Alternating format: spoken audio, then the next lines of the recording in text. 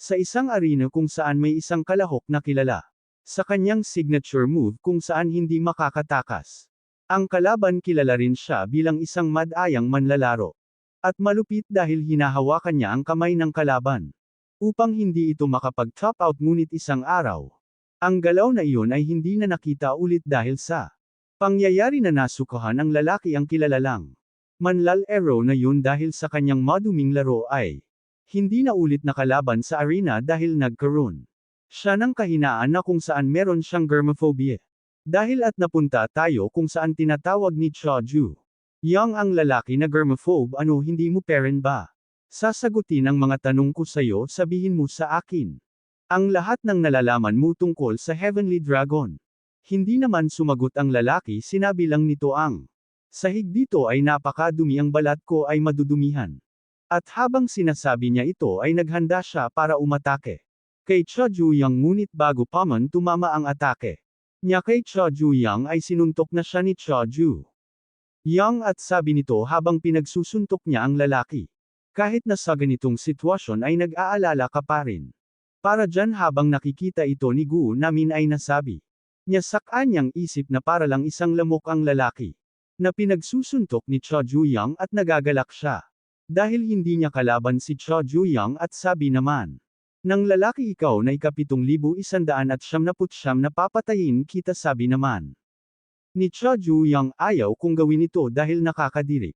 Kumuha ito ng tubig mula sa palikuran at sabi pa niya na oras na para sa therapy at makikita natin ang kamay ni Choju Young na may hawak-hawak na isang bagay at sabi niya na buksan niya ang kanyang bibig at napunta tayo kung saan pawis na pawis ang lalaki at binuksan nito ang kanyang locker at pagbukas niya madaming basura ang lumabas dito dahil dito ay nagulat ang lalaki.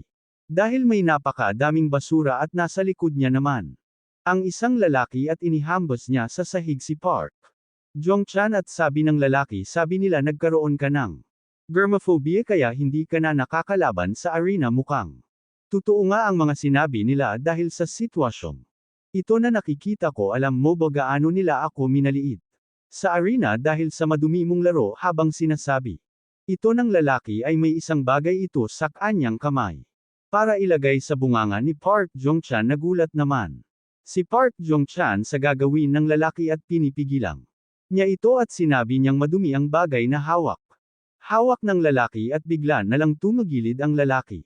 At ganoon din ang nangyari kay Choju Young at tinanong ni Park Jong-chan kung alam daw ba ni Choju Young kung ano ang mangyayari sa tao na dudumihan siya at bigla nitong hinawakan ang dalawang kamay ni Choju Young.